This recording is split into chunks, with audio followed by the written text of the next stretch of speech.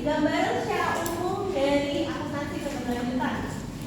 Ya, oke. Ini PowerPoint-nya udah Ibu siapkan dari tim teaching. Kita akan bahas satu persatu. Oke, yang pertama definisi akuntansi keberlanjutan. Nah, akuntansi keberlanjutan ini kalau kalian ketahui, kita udah punya akuntansi keuangan. Bentuknya ada laporan-laporan keuangan. Lalu ada green accounting, akuntansi hijau. Lalu ada apa lagi? Yang terakhir akuntansi keberlanjutan. Ya, akuntansi keberlanjutan itu apa? Nah, definisinya itu adalah proses pengakuan, pengukuran nilai, pencatatan, lalu peringkasan serta pelaporan dan pengungkapan secara terintegrasi. Nah, integrasinya dari apa nih? Ya, dari objek, transaksi, peristiwa, lalu ada laporan keuangan, sosial, lingkungan dalam proses akuntansi. Nah, agak sedikit berbeda ya dengan akuntansi. Misalnya ada laporan CSR ya. Pernah dengar ya CSR? Oke. Bedanya agak sedikit beda. Bedanya apa, Bu? Coba kita lihat. Di sini ada manfaatnya bagi pemakai dalam pengambilan keputusan. Siapa pemakainya? Investor. Buat apa? Buat apa? Dia ngambil keputusan. Kira-kira saya jadi nggak sih investasi di perusahaan ini? Ya, jadi dia pelajarin dulu tuh SA-nya apa. Lanjut. Selanjutnya. Oke, tujuannya pertama ya, tujuan akuntansi keberlanjutan. Evaluating ya, evaluasi, lalu menilai secara utuh posisi keuangan ya. Jadi kalau kamu udah pernah download IDX laporan keuangan ya, kalau ini semuanya laporan ada di keberlanjutan, termasuk laporan CSR dia ada di sini. Kinerja bisnis, lalu resiko korporasi ya, selanjutnya ada pertumbuhan bisnis. Nah, ini biasanya pertumbuhan bisnis ini adalah next kalian akan kira-kira kita mau inovasikan produk atau enggak ya, atau kita akan ngambil perusahaan mana nih yang akan kita investasikan lagi. Misalnya kalau kita laba, kita mau melebarkan sayapnya ya, misalnya contoh kayak Umpam yang Umpam cuma satu nih, tiba-tiba dia punya sampai ada WDH, lalu ada yang teknik. Itu kan beda-beda yayasan karena sudah mulai ada pertumbuhan, berarti ada kinerjanya dari korporasi. Jadi yang melihat peluang pasar, kira-kira hal ini kita akuisisi seperti apa. Oke, lanjutnya perannya apa sih dari akuntansi keberlanjutan? Nah, di sini perannya dia itu mengkomunikasikan informasi keberlanjutan perusahaan kepada pemangku kepentingan. Siapakah pemangku kepentingan tersebut? Selain investor, siapa saja yang ada dalam lingkupnya dari pemangku kepentingan yang ada di siapa? Ada investor yang pertama, lalu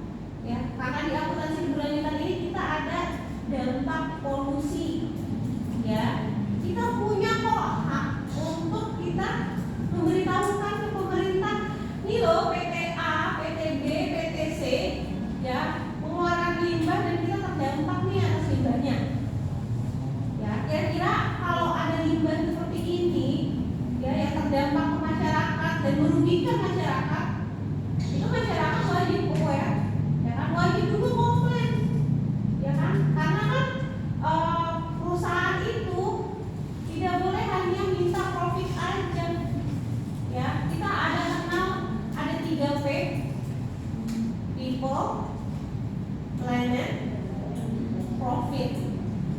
Ya, 3P ini harus saling berkaitan. Jadi kalau dia nggak berkaitan sama sekali 3P-nya, kayaknya wah ini wajib dievaluasi lagi. Oke, next selanjutnya. Oke, sejarah akuntansi keberlanjutan ini sejarahnya pertama kali ya di tahun 1953 oleh Howard Bowen. Ya, Howard Bowen jadi bertanggung jawab untuk sosial. Lalu kemudian di 1960 fase kedua oleh Kate Davis, tanggung jawab sosial hanya sebatas penggunaan sumber daya organisasi secara efisien. Ingat ya, ini sumber daya organisasi bukan sumber daya manusia. Berarti kalau organisasi yang ada di dalam strukturalnya perusahaan aja, yang berkaitan sama perusahaan saja. Ya. Lalu selanjutnya tahun 1971 fase ketiga US Committee ditandai dengan pemahaman yang komprehensif terhadap akuntansi sosial dan lingkungan dalam kehidupan bisnis sebagai akibat dari three concentric circle. Nah, ini yang dimaksud dengan tadi 3P, three concentric circle. Jadi dia harus berkesinambungan dari 3P tersebut. Lalu yang keempat, fase keempat itu perubahan yang sangat mendasar beberapa detail pelaporan akuntansi sosial dan lingkungan. Jadi udah mulai detail nih ya di fase keempat. Selanjutnya di fase kelima lahirlah istilah social responsibility investing atau SRI. Kalau di sini nih kita sebagai pemangku kepentingan atau perusahaan, dia nggak profit doang aja nih, dia juga wajib ngasih dampak baik untuk warga sekitar. Ya, misalnya dia udah profit, apakah dia akan kembalikan lagi ke warga masyarakat sekitar? Contohnya kayak PT Aqua ambil apa dia sumber mata air, ya kan bahan dasarnya dari air. Tapi kalau sumber mata airnya sudah rusak karena si PT ini, kira-kira yang namanya masyarakat rugi nggak? Rugi. Ya kan sangat dirugikan. Lalu kira-kira masyarakat bisa komplain nggak sih? Bisa. Asal kalian itu mau sedikit aware nih sama perusahaan tersebut. Jangan cuma diam aja udah dikasih jalan bagus. Ya udah itu PT-nya bagus kok. Dia ngasih jalan nih buat kita dibikin bagus, tapi dia ternyata merugikan kita nih seumur hidup, mata airnya bisa habis, tercemar nih, kita nggak bisa pakai lagi. Rugi banget kan? Iya. Tadinya kalian nggak pernah nih mandi, airnya rugi. Tiba-tiba gara-gara PT ini kita beli air tiap hari, rugi banget itu. Oke, lanjut. Oke, sejarah akuntansi berlanjutan. Nah, ini tadi sudah ya. Oke, kita ke akuntansi hijau nih, model akuntansi hijau. Ya, kalau akuntansi hijau di sini ada fokus, objek, output, model pelaporan, jenis informasi dan tujuan. Ya, contoh ya akuntansi hijau ada akuntansi keuangan, akuntansi sosial, akuntansi lingkungan. Nah, bentuknya apa aja dari akuntansi keuangan? Transaksi keuangan, laporan keuangan. Jadilah laporan akuntansi hijau. Turunan lagi menjadi informasi kuantitatif atau informasi keuangan. Selanjutnya kesejahteraan dan keberlanjutan laporan masyarakat, lingkungan dan negara. Yang kayak kemarin nih kita lagi heboh-hebohnya, misalnya kayak di pantai nih, tapi pantainya rusak nih, ya kan? Nah, tapi pantai rusak, gimana caranya negara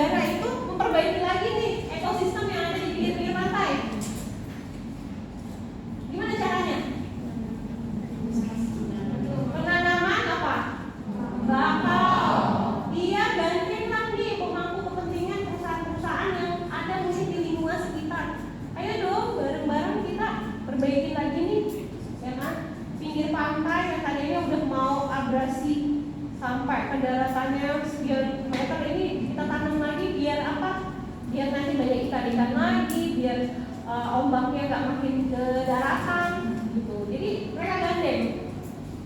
Selanjutnya kalau di akuntansi sosial, di situ ada transaksi sosial, pelaporan sosial, lalu pelaporan akuntansi hijau. Selanjutnya informasi kualitatif atau sosial lingkungan. Ya, kalau di sini akuntansi sosial dia lebih banyak geraknya itu di CSR karena dia kan bentuknya sosial. Ya, jadi penggunaan sosial nih dari PTA ada dana untuk CSR sekian. Berarti dana tersebut ini diserap daerah mana? Ya, daerah mana yang akan kita tuju untuk pakai dana CSR perusahaan ini? Biasanya kalau perusahaan itu suka kerjasama sama pihak ketiga atau pihak kedua lah. Yang mana yang cocok nih untuk temanya tahun ini akuntansi sosial CSR-nya apa? Oke, lanjut. Ini udah ya, udah kelar. Karakteristik dari kualitatif informasi. Oke, di sini informasi akuntansi hijau. Jelas nggak? Oke. Ini bukunya.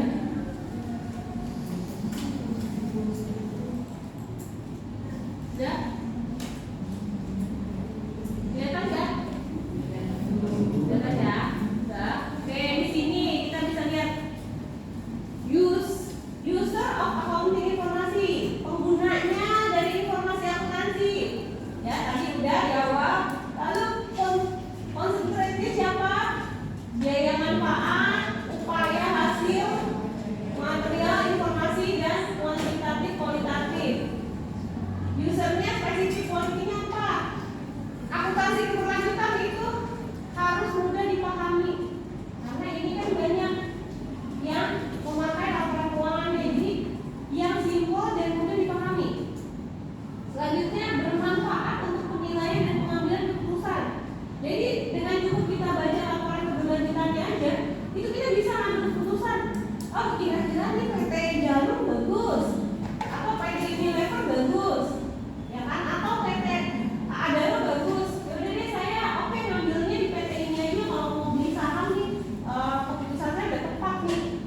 Akuntansinya sudah cocok dan layak nih untuk saya ambil sebagai tempat saya berinvestasi. Oke, lanjut. Terintegrasi akuntabel, relevan, reliable, transparan, dan keterbandingan antar waktu. Nah, kalau di sini kalau integrasi dan akuntabel berarti keuangan dan sosial dan lingkungan dia saling terkait. Relevan, nilai umpan balik, nilai prediktif, tepat waktu. Nah, kalau relevan ini dalam artian gini, misalnya contoh ya, yang gak relevan itu dulu itu kan banyak banget kita sponsorship untuk olahraga tuh bukan di bidang kesehatan, ya. Padahal kalau yang namanya olahraga, kalau sponsorshipnya jangan yang justru merusak tubuh ya. Nah, kebalikannya ini, jadi makanya harus relevan. Ya, siapa sih pembeli sponsor kita? Makanya sekarang kalau kalian lihat di pertandingan bola, basket, itu nggak ada tuh sponsorshipnya yang itu ya, yang basket. Nah, itu nggak ada. Dulu mah banyak ya. Nah, kalau sekarang udah nggak ada. Lalu reliable, dapat diverifikasi lengkap, bebas kesalahan dan netral. Dalam artian kalau misalnya ada kesalahan ini dapat diverifikasi.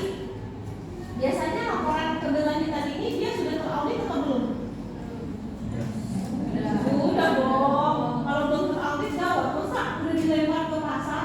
Iya. Berarti nggak akuntabel dong. Oke. Transparan, penyajian yang jujur dan transparan. Jadi penyajiannya itu yang real nyatanya seperti itu. Misalnya contoh nih, PTA ternyata dia gaji karyawannya nggak sesuai nih sama peraturan pemerintah. Berarti kan dia penyajiannya jujur nggak? Enggak. Makanya kalau di keberlanjutan itu terkait umur, jumlah pria wanita, lalu jumlah yang pendidikannya S1, S2, S3, SD, SMP itu lengkap. Jadi kalau misalnya di sini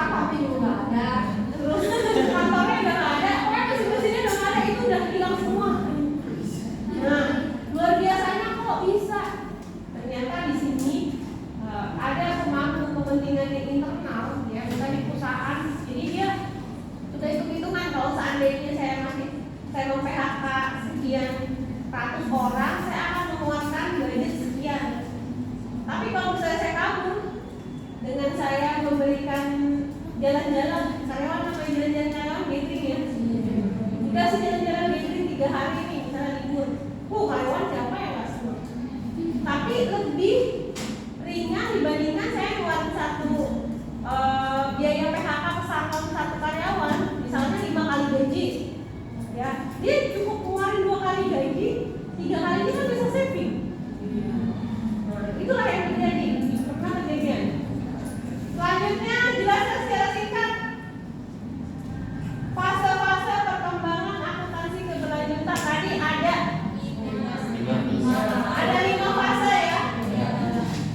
Oke, selanjutnya sebutkan dan jelaskan aspek yang terdapat dalam akuntansi keberlanjutan. Aspek-aspek apa aja? Ayo.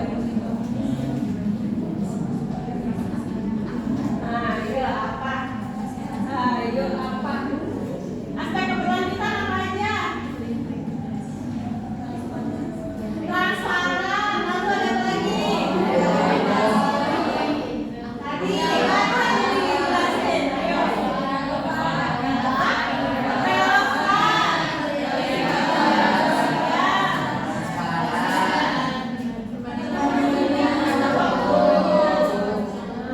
Itu manajemen waktu juga ya. Makanya kalau aspek-aspek yang tadi nih transparan nggak ada, terus keterbatasan waktu juga, terus nggak relevan, itu akuntansi keberlanjutannya nggak jalan. Berarti itu hanya istilahnya isi-isi belaka, tidak ada keberlanjutannya. Nah, kita sekarang contoh untuk perusahaannya.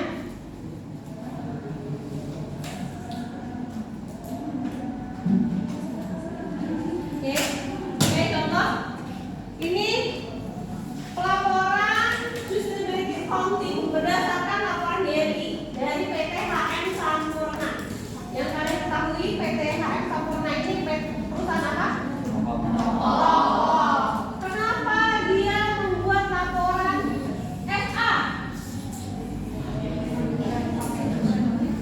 Kenapa? Karena pertama dia sudah TBK. Lalu perusahaan ini juga memiliki kontribusi negatif dalam artian dia punya resiko-resiko produk dari yang dihasilkan. Jadi kita baca laporan keuangannya. Oke. HM Sampurna ini menggunakan ISO. ISO-nya apa aja yang dia pakai? Oke. ISO yang dipakai HM Sampurna dia pakai 9001. Ya. 9001 itu apa dulu? Dia 9001. Ini ada goyang-goyang. Ya, hilang gambarnya.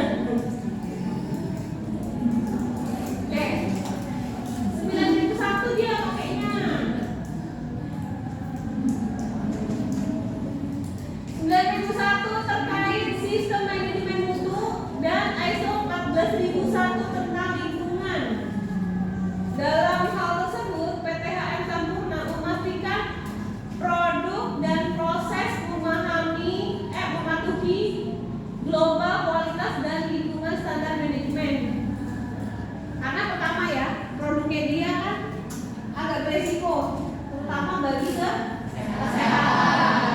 Yang kedua, bagi lingkungan juga iya, karena kan memang ya kalau produk rokok kan agak berbahaya buat siapa? Anak kecil, ibu hamil, terus lansia, siapa lagi nih?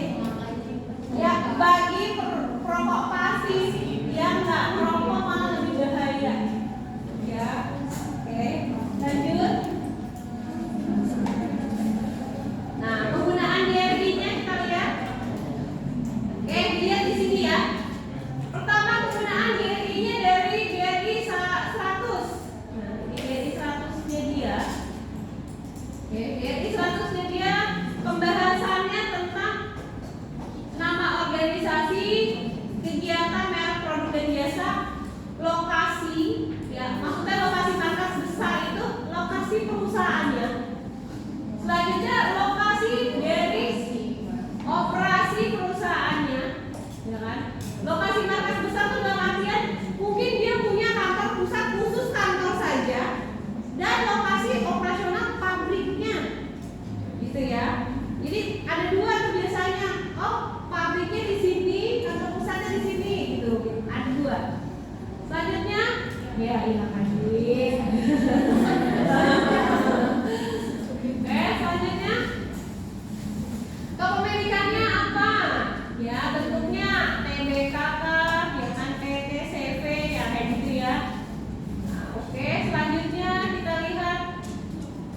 Informasi pada karyawan, pemasok, rantai. Oke, kita lanjut di GRI. Nah ini